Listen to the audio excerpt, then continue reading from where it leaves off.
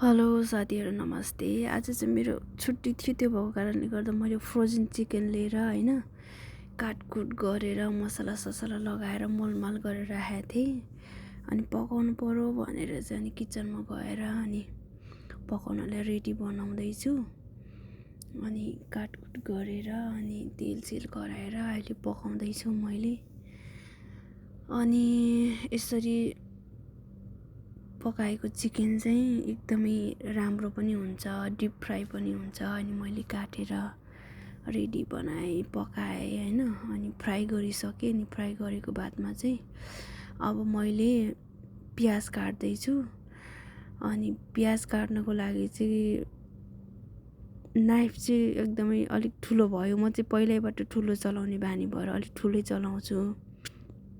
अनि धेरै दिन भएको थियो ठुलो नचलाएर, फेरि बिग्रेछ बानी होइन।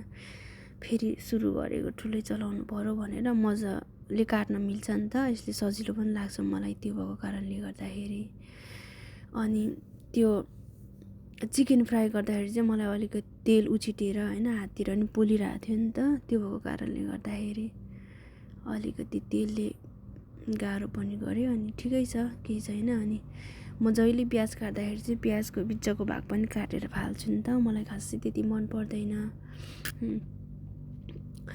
अनि प्याजलाई पनि रेडी गरेँ। अनि 2टा प्याज ल्याएको थिएँ। अनि अब चिकन फ्राई गरेपछि चाहिँ अनि ग्रेभी बनाउनको लागि चाहिँ प्याज अलिक धेरै चाहिन्छ नि त, त्यो भएको कारणले गर्दाखेरि मैले 2टा जति प्याज ल्याएर चाहिँ अनि म सफा गर्दैछु। अनि मैले खुर्सानीहरू पनि ल्याएको, सबै ल्याएर मैले अगाडि नै चाहिँ धुइ पखाली गरेर होइन ड्राई हुन राखेको थिएँ नि त गर्नलाई। अनि काटेँ। अनि उतापट्टि मेरो साथीहरू पनि आइरहेको थियो ढोकापट्टिबाट, म फर्केर पनि हेर्दैछु होइन। अनि आज चाहिँ खास गरेर छुट्टी हो मेरो। अनि किचनमा पनि आज त्यति धेरै चाहिँ पकाउने स्टाफहरू पनि थिएन, त्यो भएको कारणले गर्दाखेरि मलाई चाहिँ अलिक सजिलो भयो भिडियो बनाउनको लागि। त्यही भएर यताउता हेर्दै छिटो गर्दै अनि भिडियो बनाउँदै गर्दैछु। अनि प्याज काट्न सुरु गरेँ मैले। अनि प्याज काट्दाखेरि सबैको त्यही त हो नि, अलिकति प्रब्लम होइन, अलिकति आँखा पोल्ने कि प्याजले चाहिँ। अनि मलाई पनि आँखा पोल्छ एकदमै धेरै प्याजले, त्यो भएको कारणले गर्दाखेरि आँखा झिमिक झिमिक गर्दै हेर्दै काट्दैछु। अनि प्याजलाई चाहिँ काटिसकेपछि चाहिँ मजाले तेलमा फ्राई गर्नुपर्छ। अनि अहिले चाहिँ मलाई अब चाहिँ आँखा पोल्न सुरु गर है भनेपछि थाहा हुन लाग्यो नि त। अनि म यतापट्टि फोनमा पनि कुरा गर्दै थिएँ, मोबाइल अलिकति बाङ्गो भयो फेरि सिधा बनाउनु पर्यो भनेर। अनि खोर्सानी पनि, हरियो खोर्सानी पनि मलाई एकदमै धेरै मनपर्छ। म चाहिँ खोर्सानी एकदमै धेरै मन पराउँछु, पिरो पनि खान्छु होइन। त्यही भएर खोर्सानी चाहिँ म अलिक धेरै नै लगाउने गर्छु। जेमा पनि चट्ट मिठो अलिक पिरो हुनुपर्छ नि त।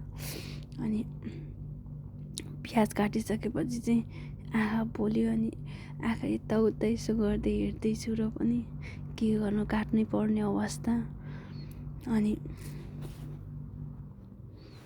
खोर्सानी चाहिँ एकदमै धेरै, यो चाहिँ फेरि त्यति धेरै पिरो पनि छैन होइन, तर ठिकै छ खानको लागि चाहिँ।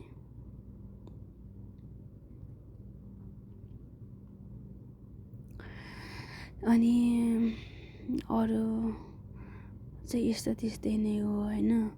घरतिर पनि यसो कुराकानीहरू गर्दै, अब विदेशमा भएको मान्छे के गर्नु त, अब बोल्ने भनेकै त्यही उसमा हो होइन, सामाजिक सञ्जालबाटै बोलिन्छ प्रायः। अनि कुराकानी गर्दै म आफ्नै तरिकाले गीत सित गाउँदै होइन काम गर्दैछु। अनि यो लसुन पनि मैले धोएर अगाडि नै सफा गरेर राखेको थिएँ कि, त्यो भएको कारणले गर्दा मलाई बोक्रा छिलाउन मन परेन। सानो थियो नि त हाम्रो गाउँघरको जस्तै, त्यो भएको कारणले गर्दाखेरि मैले सफा गरेर धोएर अनि त्यस्तै मैले लगाएँ। अनि अदुवालाई पनि काटेँ। अनि काटेर चाइनिज स्टाइलमा ढक ढक ढक ढक ढक गरिहालेँ। अनि सबै कुराहरू ब्लेन्डर त थियो, तर मलाई ब्लेन्डरमा पिस्न चाहिँ अलिक मन लागेन।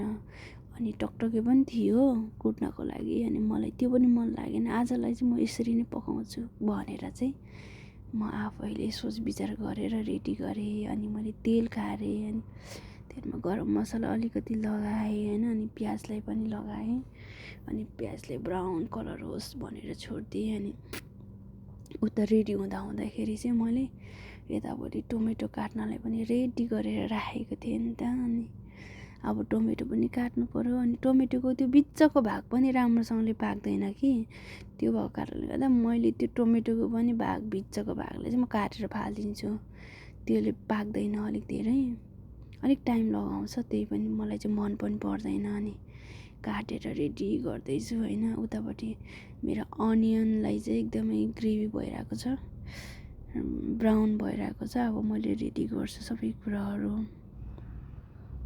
म गीत पनि गाउँदैछु कि, छोटो छोटो गीतको टुक्काहरू गाउँदै होइन, जुन जुन आउँछ त्यति गाउँदै सब्जी बनाउँदैछु आफ्नै धुनमा।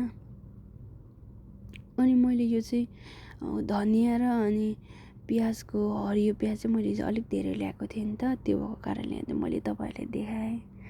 काँचो खानालाई पनि मिठो हुन्छ। अनि यो चाहिँ गाउँघरतिर पकाउने भात जस्तो भएको छ होइन। यो चाहिँ मकैको चेख्ला अनि चामल मिसाएर अनि बनाउँदा भात पकाउँदाखेरि चाहिँ एकदमै राम्रो देखिन्छ, खानालाई पनि मिठो हुन्छ। मलाई चाहिँ एकदमै मनपर्छ, तपाईँहरूलाई चाहिँ कस्तो हुन्छ होइन। अनि पहिला हामी गाउँघरमा हुँदाखेरि चाहिँ यसरी नै खान्थ्यौँ। मलाई चाहिँ गाउँघरको पुरा याद आउँछ। अनि मलाई अहिले पनि मनपर्छ। म विदेशमा छु तर मकैको चेख्ला किनेर लिएर चाहिँ छुट्टीमा यसरी बनाएर खान चाहिँ मलाई खुबै मनपर्छ, एकदमै धेरै मनपर्छ। अनि मेरो तरकारी पनि पाक्यो, अनि अघि बनाएको तरकारीहरू चाहिँ रेडी भइसक्यो। अब पाकेर नि आज मेरो छुट्टी हो, अनि छुट्टीमा चाहिँ रुममा बसिरहँदाखेरि अल्छी लाग्छ नि त, त्यो भएको कारणले गर्दाखेरि